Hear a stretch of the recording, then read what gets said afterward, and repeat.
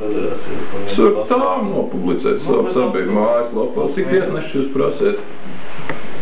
Varbūt tagad, ja tu sākam ko federācijas saņem, federācija par tiesnešiem nesaņem naudu. Sākam ar to. Bet jums ir obligāti. Jūs diktējiet nosaukums par to, cik kas ir tiesnešu uzvārds un cik viņiem ir jāmaksā. Tas ir nepārprotami. Cilvēkiem, kas strādā FIA, principā, ja tu organizē sacensības. Neinteresē FIA. Pastāst lūdzu latviski, cik tiesneši ir uz Drag Race maču un cik viņiem ir jāmaksā. Sabija 201 metrs pagājušā gada septembris. Cik bija tiesneši, cik viņiem samaksāja? Pagājušā gada septembris? 5. septembris. Šī gada, nevis pagājušā gada. Nav jāstāst tagad viņam, cik par to samaksā, tas ir... Bet tā ir atbildes jautājumu, par ko cilvēki runā, kāpēc ir izvārds.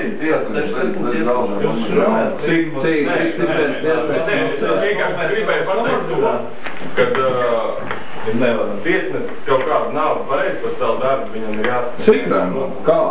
Pasaka skaitļos. Lāti, kā kurš tur ir galvenais tiesnesis, kurš saņem varbūt 50 lāti, viņam vislielākā atbildība. Pēc tam iet uz leju 15 lāti kaut kāds tur distants priekšnieks. Tāds vienkārši. Mums, principā, tikai mēs sākam strādāt, un sākumā vienmēr ir noteikti, ka 25 latēm plus -% tiesas. Kā tu domā, varbūt man ir atlaidis šos te sacensības rīkos, man ir vajadzīgs vairāk tiesneši vai... Mēs pašlaik runājam par Drag Race. Es vienkārši tā, ka tiesnešos nav problēma. Tā jūs savā starpā kasaties. Jā, tieši tā problēma nav tiesnešos, kas sadārzina pasākumu. Problēma ir tā, ka mēs runājam pirmkārt par to, kā palielināt skaitu, bet nevis kā tagad organizātori izmaksas samazināt. Tas tev jānāk ir atsevišķā sapulcē pie manis vai pie Berķa kunga.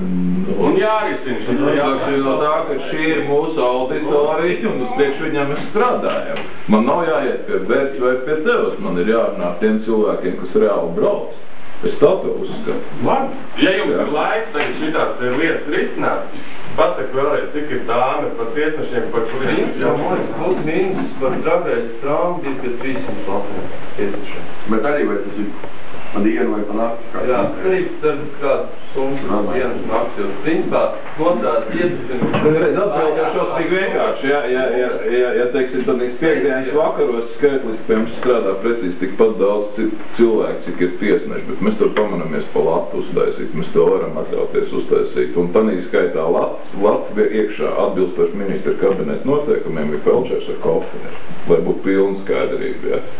Bet piekdienas vakaros cilvēki neskrēja apkārt ar dalībnieku parku, nemeklē, kur kādas mašīnas likt kopā, kam ir jābrauc un neorganizē to visu, viņi vienkārši kurš grib tas piebrauc. Nē, bet, teiksim, runa ir par to, ka to mierīgi varētu atstāt, šo tiesnešu izvēlu varētu atstāt organizātori. Principā, kāpēc, piemēram, organizātori, ja kaut kādas šitādas problēmas nesaņem savus cilvēkus nenovicentē? Tāpēc, ka tas atkal ir maksājums. Kāds maksājums? 20 lati Nu jā, bet tā šo 20 lati, tur 20 Ekonomēs pēc tam, kā tu saki, ja jau tu viņam gatavs maksāt 5 lati dienā, tad jau tu ekonomēs uz gadu pareizi. Viens tiesnis par 2 dienām saņem 500 eiro. Nē, rezultāts jau mums ir redzams vienkārši. Un paskatīsimies, kāda būs nākošā sezona. Ja šo sistēmu nemainīs, nākošā sezonā dalībnieki paliek mazāk. Tā pašā laikā, tu saņemot tāmi no tiesnešiem, nevajag jābūt federācija iekšā. Tur nav. Ar tiesneši ir viena komanda, federācija ir cita komanda. Mēs nenosakām, nekad neesam noteikuši, cik jābūt tiesnešiem. Jūs savā starpā konversējiet. Jūs vienojaties, cik būs samaksa. Ja tev kaut kas nepatīk tāmi, es viņam pasaku. 5 lati zemāk, ko tu man te sāc par telefoniem, cik daudz jāmaksā 20 latiem vai piecīs nos, jo viņam ir jāuzzvan tiesneši. Es ar viņiem runāju, un viņi arī piekāpjās tam. Nav tā, kā tu saki, ka viss tagad ir ļoti slikti, tikai tāpēc, ka tu nekad neesi pats to gribēji. Viss atbild par to visu. Ka tas izmaksas vārtavā. Citi organizatori, kas saņem vēl lielāks tāms nekā tu, tāpēc, ka viņiem tiesnešiem jābrauc ir uz Jēkabpili. Tiesnešiem jābrauc, viņas ir uz Vaņoļiem. Bet tā ir atbilde, Raimond, kāpēc cilvēki mazāk paliek. Tad dalībniekiem paliek lapā darbu. Viņš nav. Visu pasākumu, kurā ienāk, es domāju, ka normālais pasākumu uzrakstīt uzrīko normālu suni, 300 lati, bet tiesnešiem grendē visu par pasākumu gadā. Nu, sanāk, Ne tikai, ja iet runa par summu, iet runa Tad ir otrs lietas. Viņas, tiesneši nav. Jūs domājaties, kā? Ok, paņemsiet savu cilvēku strādāt. Otrs lietas, pieprasīsiet labiem. Varbūt viņiem par arī jābūt tā kā hobija līmenī, tā kā dalībniekiem, nevis kā naudas pelnīšana.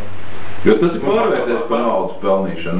Nepārprotam, dragreiks ir pārvērties par naudas pelnīšanu. Kāds tas var būt hobijs? Atnāk uz dalībnieku parku tiesnes un saka kaut ko, un pēkšņi tev tur nolamā 10-stāvīgajiem baigais hobijs, jā. Tev tas ļoti patīkam. Nē, es gatavs, es pieņemu tāds cilvēks un bijuši jau pagājušies sapulcs, un lai tikai nāk entuziasti, lai tas viss, protams, salēdinās, jo es arī esmu kā organizators, bijis spiests organizators agrāk, lai šoseju uzrīkot. Mums nebija, kas rīko šosejas sacensības, man nācās to darīt pašam.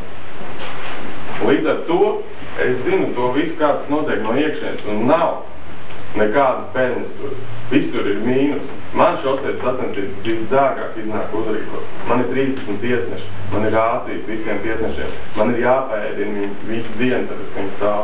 Man ir entās citas lietas, jā.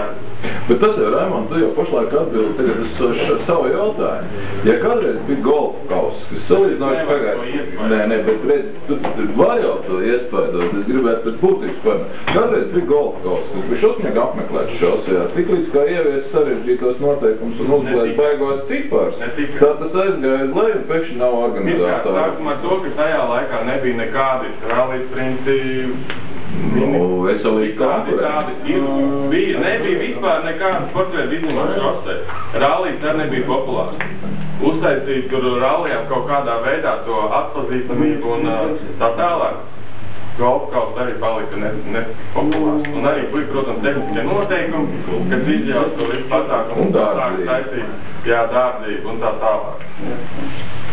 Katrai lietai ir savs viena medaļa. Jā, bet tad nemeklēs, tad nekavējamies atmiņā un nestāstam tagad to, ka 3 gadus atpakaļ bija baigais 1000, jā, un tagad nav cilvēki. Es mēģināju pastāstīt atbildi, kāpēc nav cilvēki un prognozes, kāpēc viņi būs vēl maz. Neobjektīvs tās viedoklis. Tas ir mans viedoklis, mēs varam izdebatēt, kur es kļūdos. Mēs varam noklausīties cilvēks, kas piedalās, lai viņi palabo gan tev, gan mani, jā, bet tad mēs nonāksim pie kaut kādas objektīvas patiesības. Nē, protams. Jā, viss piebildīšu īstenībā. Mēs arī teiksim, mēs asumējam ragarējas driftu, bet ja nebūs samazināts cenas iestāšanos lapām, kas jāmaksā lapam, mēs principēc nestāsimies iekšā. Un tāpatās mums cilvēki netrūks. Atbrauc uz čempionātu 30, un mums atbrauc 40. Atbrauc no Igaunijas, no Lietuvas, no Rīgas. Nē, es visu to ļoti labi saprotu. Bet viss jūsu pasākumos, un es redzēju, kā tas notiek. Puisis, galvenais tiesnesis, viņa brālis ir tehniskais komisārs, un tā tālāk, bet kvalitāte nav pār. Cilvēki ir neinteresē, kā cilvēki atbrauc.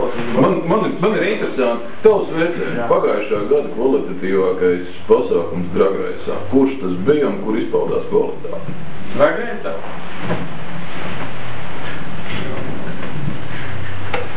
Pirmais posms ar Andersonu klubu. Pirmais posms dragreisā. Kas bija, teiksim, kas ir kvalitātes kritērija? Kas bija tas, kas man būtu jāmācās no pirmā posma?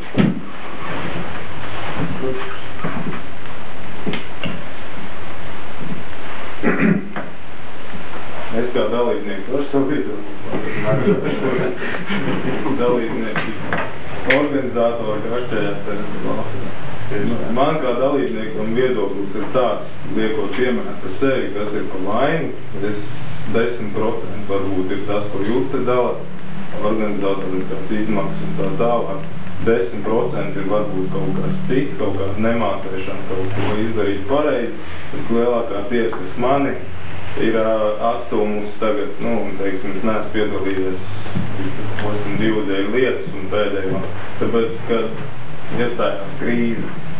Tieši par to krīze. Nav nekādas citas vainas, ka negrib kāds braukt, vai organizators slikts, vai kaut kas ir slikts, bet tieši krīze, kas, piemēram, pagājušo ziemu visu pavasarēs gatavojas nopietni šitai sezonai, bija sponsors sarunāts, un viss bija tā vajag, ja? Un atnākot krīzē vienkārši sponsori atsakās, tu paliec viens pats un viss, un tas ir tikai vienīgi iemesls. Tas ir tautinieks atražo, kā tu pareizi teici. Tad atbrauc čompa salīdzinoši neliela nauda. Atbrauc apskatīties pārējie. Tad tiklīdz, kā sāk sarežģīt tehniskos noteikumus un pateikt šo sporta veidu dārgu,